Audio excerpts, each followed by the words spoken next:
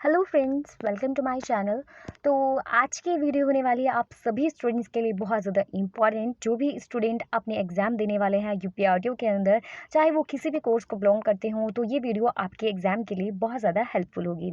तो उससे पहले अगर वीडियो आपको अच्छी लगे तो वीडियो को एक लाइक ज़रूर दीजिएगा और नए हैं तो चैनल को सब्सक्राइब करेगा।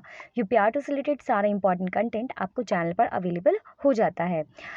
आपकी रिक्वेस्ट आ रही थी कि मैम हमें एग्ज़ाम प्रिपरेशन से लेकर के थोड़ा बता दीजिए किस तरीके से हमें यूपीआरटीओ एग्ज़ाम के लिए प्रिपेयर करना चाहिए। तो ये वीडियो उन्हीं स्टूडेंट्स के लिए है। आपको ज़रूर इस वीडियो को देखना चाहिए अगर आप बिना बैकलॉग बिना ज़्यादा मेहनत करे आप एग्ज़ाम्स में पास होना चाहते हैं।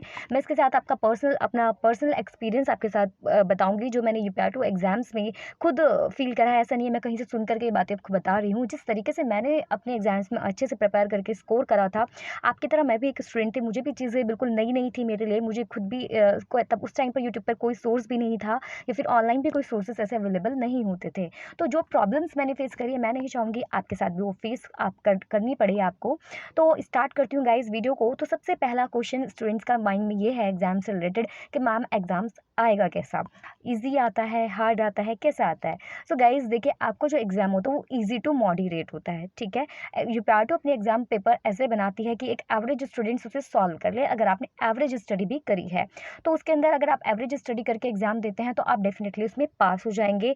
लेकिन कभी कभी किसी किसी कोर्स के अंदर, ही मेरा पर्सनल एक्सपीरियंस मैं आपको बता रही हूँ, कभी कभी आपके सामने बिल्कुल जो क्वेश्चन पेपर होता है उसका लेवल ही चेंज होकर के आ जाता है। तो उससे आपको घबराना नहीं है। मैं बताऊंगी उस टाइम पर भी आपको किस तरीके से चीज़ों को हैंडल आउट करना है ताकि आप एग्जाम में फेल ना हो, आपकी बैक ना लगे। क्योंकि अगर बैक लग जाती है यूपीआरटीओ के अंदर तो ये मुझे इस यूनिवर्सिटी का सबसे बड़ा डिसअपॉइंटमेंट लगता है कि जब बैक लग जाती है तो उसे ठीक कराने के लिए बहुत ज़्यादा आपको झंझट फेस करना पड़ता है और उस रिज़ल्ट्स में उसकी वजह से बहुत ज़्यादा प्रॉब्लम आ जाती है। आपका रिज़ल्ट लेट हो जाता है और उसे फिर करेक्शन भी कराना पड़ता है, तो बहुत सारी चीज़ें उसमें डिस्टर्ब्ड हो जाती हैं। तो बिल्कुल नहीं चाहूँगी आपकी बैक लगे, इसलिए ये वीडियो आपके लिए लेकर के आई हूँ। तो स्टार्ट करूँगी कुछ पॉइंट्स के साथ। तो पहला था एग्ज़ाम पेपर कैसा आता है? ईज़ी टू मॉडरेट आता है। किसी-किसी क्वेश्चन में, कभी-कभी किसी क्वेश्चन पेपर में आपका एग्ज़ाम थोड़ा हार्ड लेवल का बना दिया जाता है। अब वो काउंसलर्स को आपके टीचर्स को पता होगा वो ऐसा क्यों सेट करते हैं। मेरे सामने ऐसा ज़रूर हुआ था। तो लेकिन उस टाइम पे आपको घबराना नहीं है। आपको करना क्या है, अगर आपके सामने ईज़ी पेपर आया तो डेफिनिटली आप सॉल्व कर लेंगे। मॉडरेट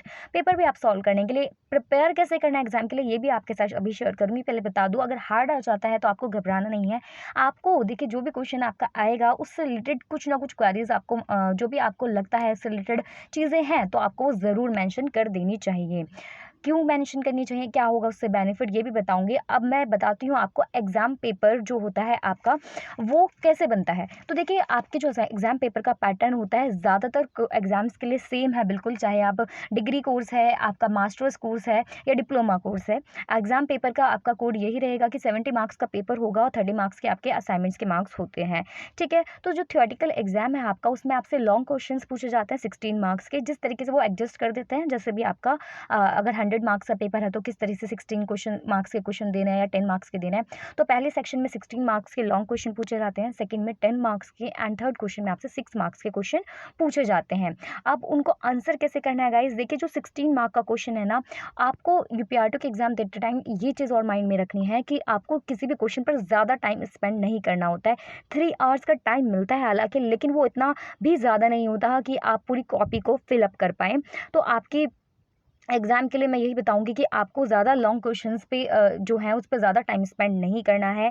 किस तरीके से, देखिए ये चीज़ मैं आपके लिए सेपरेट वीडियो में आपको बता दूँगी। एग्ज़ाम शीट कैसी होती है, कितनी किस तरीके से आपको आंसर लिखना चाहिए, क्या-क्या चीज़ें मेंशन करनी चाहिए, आप किसी भी सब्जेक्ट के स्टूडेंट हैं। फिलहाल मैं अब की स्ट्रैटेजी बताती हूँ, एग्ज़ाम से पहले आपको अब क्या करना है, आपको कैसे स्टडी स्टार्ट कर देनी चाहिए। तो गाइज़ देखिए, सबसे पहली चीज़, अगर जिन स्टूडेंट्स की बुक्स आ गई हैं, अवेलेबल हैं, तो सबसे बेनिफिट तो उनको अच्छा मोटिवेट तो यही है कि आप अपनी बुक से प्रिपेयर करें। जो भी आपकी बुक्स के अंदर सिलेबस दिया हुआ है, आपको सारा नहीं पढ़ना है। मुझे पता है सारे स्टूडेंट्स बुक्स ऐसी होती हैं कि आप उन्हें पूरा-पूरा रीड नहीं कर सकते बिल्कुल भी। तो आपको करना क्या है, मैंने आपको चैनल पर मोस्ट इम्पोर्टेंट क्वेश्चंस जो हैं उनकी वीडियोज़ प्रोवाइड करी हुई है। किसी-किसी स्टूडेंट्स के सब्जेक्ट्स की अगर आपके मान लीजिए अभी अपलोड नहीं हो पाई है, तो आपको अपना सिलेबस में से प्रिपेयर करना है। आप देखिए उसमें से कौन से इंपॉर्टेंट टॉपिक्स आपको लग सकते हैं। इंपॉर्टेंट टॉपिक्स आप कैसे पता करेंगे, मैंने पिछली वीडियोज़ में भी आपको असाइनमेंट सॉल्व वाली वाली वीडियोस में भी क्लियर करा था कि आप अपने असाइनमेंट्स खुद सॉल्व करिए, ठीक है। आपको किसी से प्रिपेयर नहीं करवाने हैं। आपको जो प्रिंटेड होते हैं वो असाइनमेंट सबमिट नहीं कर सकते आप, मतलब आप कंप्यूटर प्रिंटेड टाइप करा करके। तो आपको हैंड रिटन असाइनमेंट्स अपने सबमिट करने होते हैं। असाइनमेंट्स के जो टॉपिक्स होते हैं, मैं क्वेश्चंस नहीं कह रही हूँ, असाइनमेंट्स को खुद सॉल्व करेंगे तो उससे आपको पता लगेगा क्वेश्चंस का पैटर्न क्या है, किस तरीके से यूनिवर्सिटी आपके सामने क्वेश्चंस को रखती है। ज़रूरी नहीं उसमें से क्वेश्चंस सेम टू सेम उतारे जाएंगे, बट वहाँ से आपको पैटर्न क्लियर होता है और ये भी क्लियर होता है कि एग्जाम का टॉपिक्स कौन सा हो सकता है। मान लीजिए उन्होंने कोई भी क्वेश्चन आपको असाइनमेंट में दिया है, तो उसका टॉपिक को पे आपको ध्यान देना है कि वो किस टॉपिक्स पे से क्वेश्चन पूछा गया है। सेम क्वेश्चन तो डेफिनेटली ऐसे नहीं कहा जा सकता कि पूछा जाएगा, पर उससे रिलेटेड टॉपिक्स आपके लिए इंपॉर्टेंट हो जाते हैं, ठीक है। तो आपको उन टॉपिक्स पे ध्यान देना है और बुक्स में से उन टॉपिक्स को आपको मार्क कर लेना है जो जो टॉपिक्स आपके असाइनमेंट्स में पूछे गए हैं। उन टॉपिक्स को मार्क करने के बाद में आपको सबसे पहले उन्हीं टॉपिक्स को क्लियर कर लेना है। उनसे रिलेटेड जितनी भी चीज़ें आपकी बुक्स में लिखी गई हैं, आपको उनको याद कर लेना है, उनके लिए नोट्स बना लेना है अलग से।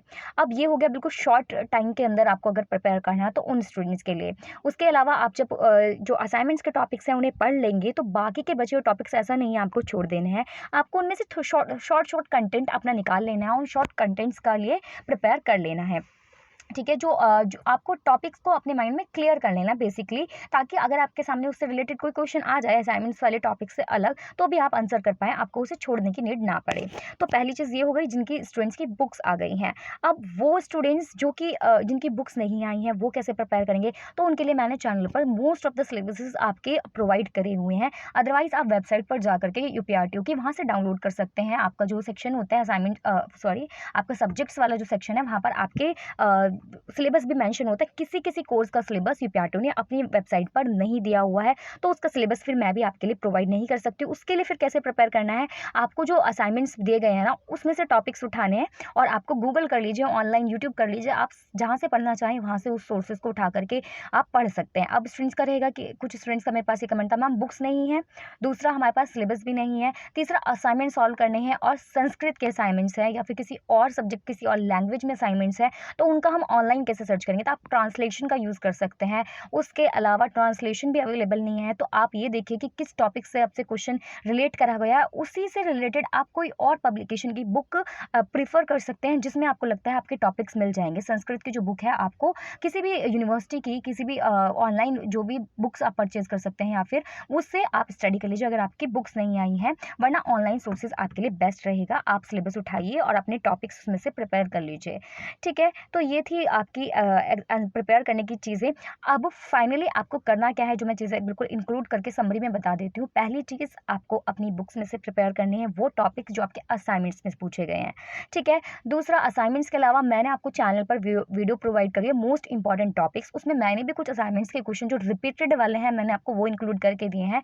उसके अलावा मैंने उसमें एक्स्ट्रा क्वेश्चंस भी आपके साथ शेयर करे हुए हैं जिनके आने के चांसेस आपके लिए बढ़ जाते हैं, ठीक है। आपको वो वाली वीडियोस देख लेनी है, उसमें जो भी मैंने क्वेश्चंस इंक्लूड करे हैं उनका प्रॉपर आंसर याद कर लेना है और उनको प्रिपेयर कर लेना है, ठीक है। दूसरी चीज़ ये हो गई। तीसरी चीज़, कोई भी आप बुक्स अगर है नहीं तो ये भी मैंने आपको बता दिया। हाँ, इम्पॉर्टेंट टॉपिक्स आपने वो मोस्ट इम्पॉर्टेंट वाले क्लियर कर लिए। उसके बाद में मैंने आपको प्रोवाइड करे हुए हैं प्रीवियस ईयर पेपर्स, ठीक है। आपको ये ध्यान नहीं देना है कि आपका एमए है, एमए हिस्ट्री है, तो आप सिर्फ उसी हिस्ट्री के कोड के लिए ही सर्च कर रहे हैं। आपको सब्जेक्ट डालना है अपना, जो भी आपका सब्जेक्ट है, जिस भी पेपर का आप प्रीवियस ईयर पेपर चाह रहे हैं उसको डालिए और उसको सर्च कर लीजिए। मैंने उसका प्रीवियस ईयर पेपर आपको प्रोवाइड करा हुआ होगा, तो डेफिनेटली आप उसके लिए प्रिपेयर कर पाएंगे। आपको प्रीवियस ईयर पेपर में देखना है किस तरीके से आपसे किस टॉपिक से क्वेश्चंस पूछे गए हैं और उन्हीं टॉपिक्स को आपको प्रिपेयर कर लेना है, ठीक है। उसके बाद उन टॉपिक्स को आप सर्च करिए, अपनी बुक के अंदर सर्च करिए, अदरवाइज आप ऑनलाइन सर्च कीजिए और उन्हीं टॉपिक्स को निकाल करके स्टडी कर लीजिए। तो गाइज, ये थी पूरी स्ट्रेटेजी। आप उनके नोट्स बनाइए और एग्जाम टाइम तक उन्हें रिवाइज करके रख लीजिए बिल्कुल प्रॉपरली, तो आपके सामने सारी चीज़ें क्लियर हो जाएंगी। उसके बाद तो वो सारी चीज़ें आपको एग्ज़ाम के लिए बहुत ज़्यादा हेल्प करेंगी। तो सबसे मेन चीज़ आपके प्रिपरेशन के लिए क्या चाहिए, आपको अपना सिलेबस, अपनी बुक्स, अपनी मोस्ट इंपॉर्टेंट रिपीटेड क्वेश्चंस वाली वीडियोस और previous year papers and assignments, ये 5 चीज़ें आपको लेकर के रखनी है अपने पास में और इनको सम अप करके आप अपने एग्ज़ाम के लिए प्रिपेयर करिए। फिर आपकी जब प्रिपरेशन हो जाएगी, जल्दी ही मैं आपके लिए वीडियो लेकर के आऊँगी असाइनमेंट के लिए एग्ज़ाम्स में आपको आंसर्स कैसे लिखने हैं ताकि आपको मैक्सिमम मार्क्स मिल सके, आप उसके अंदर बैक ना लगे, अच्छे से उसको क्लियर कर पाएँ कम टाइम के अंदर। फिलहाल ये वीडियो अगर हेल्पफुल लगी है तो इसको लाइक करिएगा। मिलते हैं नेक्स्ट वीडियो में। Bye bye.